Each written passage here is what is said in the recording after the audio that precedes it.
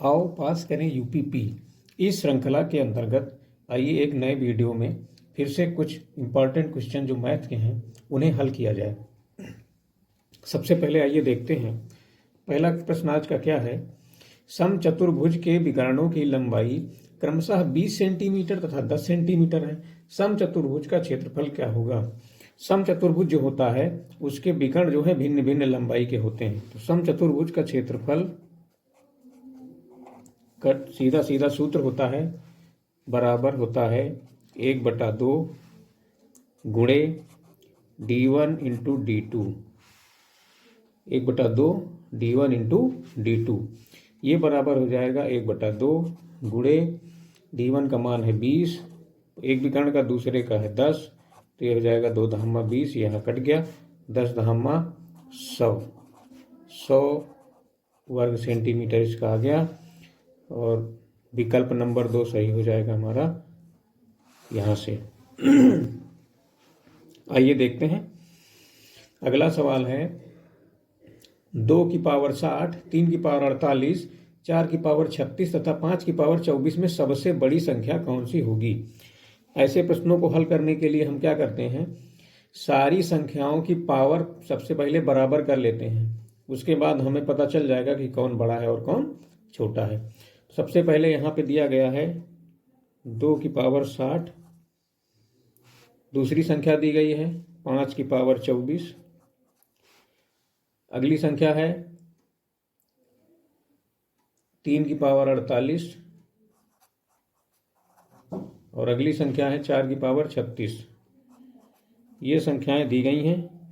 अब हम इनकी पावर बराबर करने की कोशिश करेंगे। 2 की पावर 60 को हम यहाँ पे लिख सकते हैं 2 की पावर 5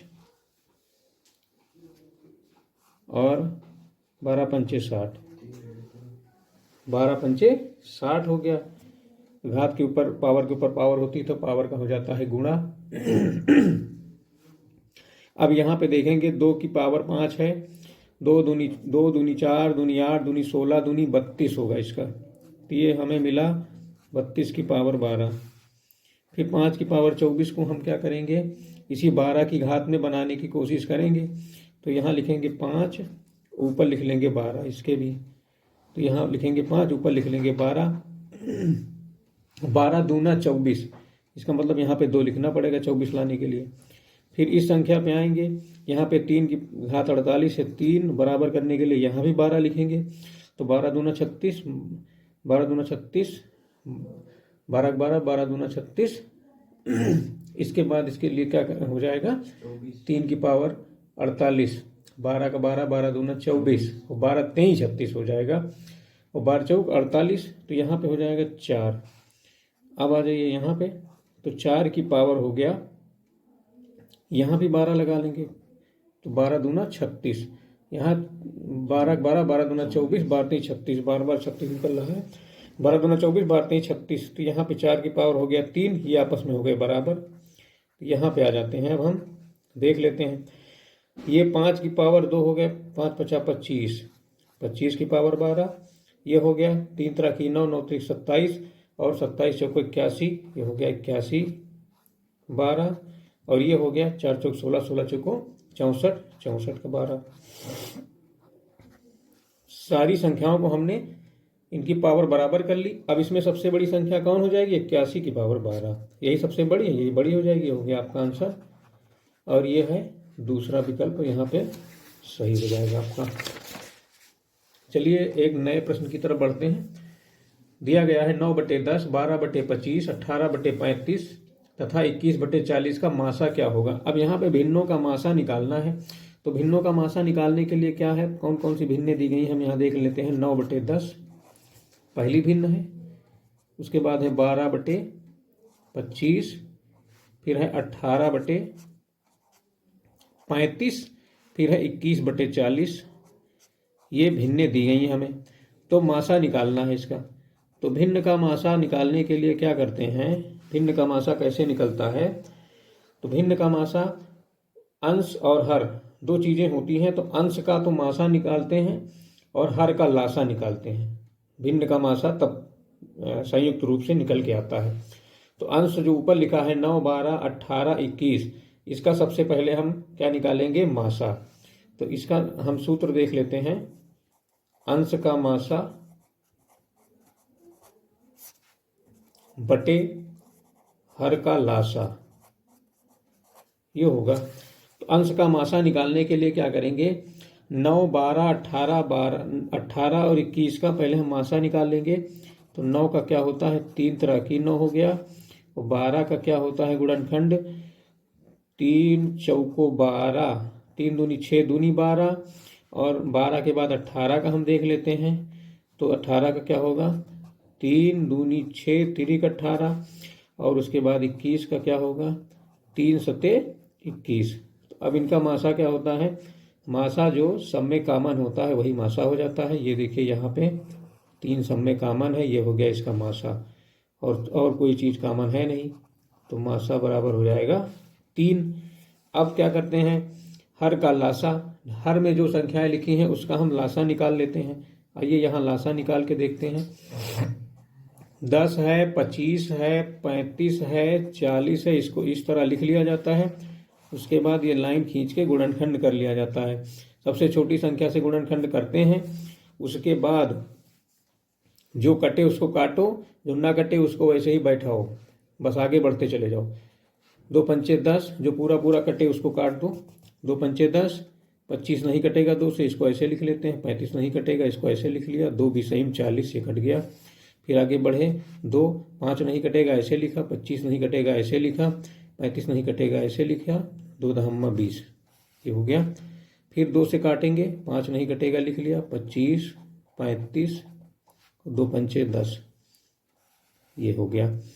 अब यहाँ पे 5 से काट देंगे, 5 एकन्नम 5, 5 पचा 25, 5 सत्ते 35, 5 एकन्नम 5, सब कट गए। अब यहाँ पे ये आगे तो कटेगा नहीं, इसको भी इसमें गुणनखंडों में शामिल कर लिया जाता है। 7, 5, 5, 2, 2, 2, इन सबका जब हम आपस में गुणनखंड कर लेंगे तो इसका गुणनखंड करने के बाद आ जाएगा 2 गुणे 2 गुणे 2 गुणे 5 गुणे 5 गुणे 7, 2 दूनी 4 दूनी 8, 45, 40 हो गया। उसके बाद 5, 2, 2, 2, 2, 5, 5, 7, 2, 2, 2, 5, 5, 7, 2 दूनी 4 दूनी 8, 45, 4 पंचे 20, ये हो गया 200 गुणे 7 बराबर हो गया 1400। तो इसका मासा कितना आ गया? हर का लासा कितना आ गया? 1400। अब ये हो जाएगा पूरे भिन्न का, पूरी जो संख्याएं दी गई हैं इनका क्या हो जाएगा? उत्तर कितना आ जाएगा? अंश का मासा 3 हो गया और हर का लासा 1400 हो गया। ये आपका आंसर हो गया। आंसर के बाद आपका ऑप्शन नंबर 3 यहाँ पे सही हो जाएगा। इसी विधि से हम भिन्नों का मासा निकाल लेते हैं। आइए आगे बढ़ते हैं। अगला प्रश्न, प्रथम 5 अभाज्य संख्याओं का औसत क्या है? तो प्रथम 5 अभाज्य संख्याएं कौन सी होती हैं? इसके पहले वीडियो में हमने बताया था। अभाज्य संख्याएं वो संख्याएं होती हैं जो स्वयं से विभाजित हों और 1 से विभाजित हों, बाकी अन्य किसी भी संख्या से विभाजित ना हो, अर्थात किसी भी संख्या से ना कटें। 1 से कटें और स्वयं से कटें, और उनके, इसका मतलब उनके केवल 2 ही गुणनखंड होने चाहिए। ऐसी संख्याएं अभाज्य संख्याएं कहलाती हैं। तो प्रथम 5 अभाज्य संख्याएं हमें देखना है। तो पहली अभाज्य संख्या होती है 2, अगली हो जाएगी 3, अगली हो जाएगी 5, फिर 7, फिर 11। इनका औसत निकालना है। औसत माने जितनी संख्याएं हैं उतने से भाग दे दो, जोड़ दो। 3 2 5 5 10 7 17 1 18, 3 2 5 5 10 7 17 और 11 28, ये हो गया 28/5, और 28/5 तो 5 5 25, 5 6 30, 5.6 हो गया। औसत इनका आ गया, ये हो गया आंसर। ऑप्शन नंबर 3 सही है यहाँ पे। चलिए आगे देख लेते हैं। अगला क्वेश्चन है, कुछ आम रुपए 1 के 8 की दर से खरीद कर रुपए 1 के 10 की दर से बेचे गए, कितने प्रतिशत की हानि हुई? आम थे 1 के 8, 1 रुपए के 8 आम खरीदे गए और 1 रुपए के 10 बेच दिए गए। इसका मतलब यहाँ पे हानि हो रही है। तो इसको निकालने के क्या करेंगे, निकालने के लिए सबसे पहले इसकी ट्रिक होती है, कितने रुपए में हमने उसको बेचा है, 10 रुपए में, कितने की दर से हमने उसे खरीदा था, 1 के 8, तो 10 माइनस 8 हो जाता है बटे 10 गुणे 100। बस ये आपका सवाल हो गया। 10 दहम्मा 100 हो गया, 10 में से 8 गया, 10 में से 8 चला गया 2, तो 2 गुणे 10 बराबर 20%। ये हो गया आंसर आपका, ऑप्शन नंबर 2 सही हो जाएगा। आइए अगला क्वेश्चन देख लेते हैं। यदि x y का 90% है तो y जो है x का कितने प्रतिशत है। अब हम इस ऐसे सवालों को लगाने के लिए क्या करेंगे, यदि x y का 90% है, यदि x y का 90% है तो x बराबर क्या हो जाएगा, तो x बराबर हो जाएगा y का 90%, y का 90% हो जाएगा। तो ये हो जाएगा 0 से 0 कट गया, बराबर 9y बटे 10 हो गया, 9y बटे 10। तो y बराबर, x मान निकाल लिया, तो y बराबर हो जाएगा 100 बटे 90 गुणे 100x। अब जब हम इसे काटेंगे तो इसकी वैल्यू आ जाएगी 111.1%। ये हो गया आपका आंसर। चौथा विकल्प यहाँ पे सही हो जाएगा, चौथा विकल्प यहाँ पे सही हो जाएगा। चलिए अगला क्वेश्चन देख लेते हैं। यदि 2x प्लस 1/3 बराबर 6 हो तो 3x प्लस 1/2x का मान क्या होगा। दिया है, सबसे पहले देख लेते हैं, दिया है 2x प्लस 1/3x, 1/3x ये दिया गया है, इसका मान है 6 और हमें निकालना है 3x प्लस 1/2x, यानी कि यहाँ पे 3x होना चाहिए। 3x लाने के लिए क्या करेंगे, इसमें 3 का गुणा कर देंगे। 2x में कितने का गुणा कर दिया हमने, 3 का गुणा कर दिया, 3 गुणे 2x यहाँ कर दिया अपनी तरफ से, प्लस यहाँ बटे में हमें कितना लाना है, बटे में हमें लाना है 2x, तो 2x यहाँ लाना है, तो यहाँ भी हम कर देंगे 2x, 3x है, तो 3x में यहाँ का हम 2 का गुणा कर देंगे यहाँ भी। अब ध्यान दीजिए, ये हमने अपनी तरफ से जोड़ दिया, इतना गुणा तो कर दिया है, लेकिन ये हो गया है ज़्यादा। 3x हटाने के लिए अब यहाँ से हमें 2 हटाना है, 2 हटाना है तभी तो 3 बचेगा, और यहाँ से क्या हटाना है, 3 हटाना है तभी 2 बचेगा। तो सबसे पहले यहाँ से अगर हमें 2 हटाना है तो 2 से भाग दे देंगे। तो यहाँ कितना हटाना है हमें, यहाँ पे हटाना है 3, यहाँ पे 3 हटाना है, तो यहाँ भी बटे 2 कर देंगे, यहाँ बटे 2 कर देंगे, अर्थात 3 दोनों पक्षों में 3/2 से गुणा कर देने, 3/2 से यहाँ भी गुणा हो जाएगा और 3/2 से यहाँ भी गुणा हो गया। अब देखो 2 से 2 कट गया, 3 से 3 कट गया, 6 3 18/2, 3 6 कट गया, 3 तरह की 9 हो गया। अब यहाँ बचा हमारे पास 3x प्लस 1/2x बराबर 3 तरह की 9।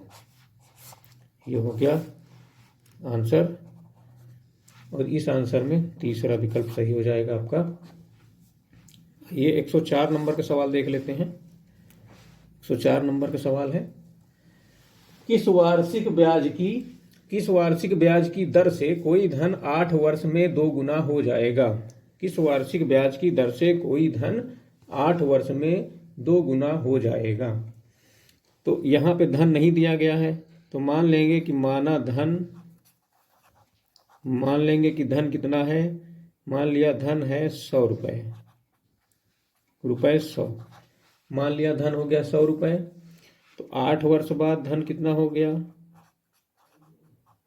8 वर्ष बाद धन दूना हो जाएगा, तो हो जाएगा 200 रुपये। तो ब्याज कितना बना, 8 वर्ष में ब्याज कितना बना, 100 से 200 हो गया, तो 100 बढ़ा, तो यही 100 ब्याज हमारा हो गया, ब्याज हो गया 100 रुपये।